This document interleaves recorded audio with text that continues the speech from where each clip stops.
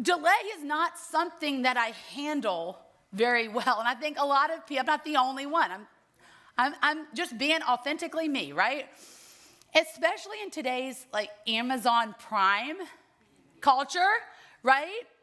It wasn't that long ago that, we would have to wait for the snail mail. Y'all remember that? Now everything is instant. I mean, Lord help us if the 2-day Prime is delayed and I had to wait for a whole third day to get my book, right?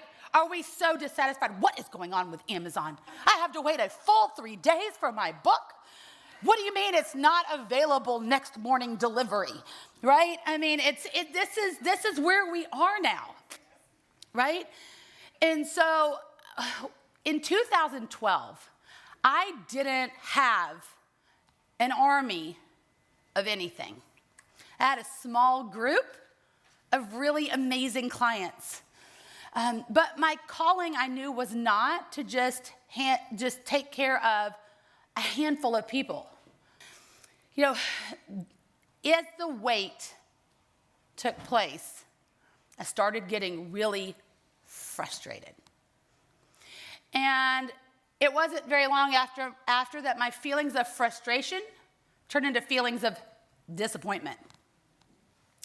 I grumbled about how unfair it was that I had just invested the time and the money, and no matter what I did, we were not hitting the goals that we had set for ourselves. I expected that because I was pursuing my calling, that a large sphere of influence and greater financial resources would quickly follow. And when it didn't happen on my personal, highly abridged timeline, I was dissatisfied. Can anyone relate to that right now? Yeah? Yeah. So then my disappointment quickly spiraled down into discouragement.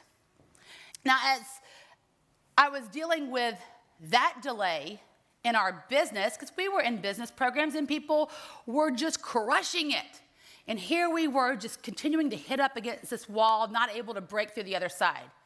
At the exact same time, I was navigating an excruciating delay in becoming a mom. So I was dealing with a delay in our business, a delay in the growth of our family, and so ego jumped in. That's, as Ken Blanchard says, edging God out. Lie after lie. You're just not good enough. You're just not cut out for business. They all have something that you don't have. You're not going to get asked to be up on stage. You're not pretty enough. You're not successful enough. You don't know enough yet. It's too hard to scale your business. You don't have those kinds of good ideas. You're never going to figure this out. These are the things that came crushing on me.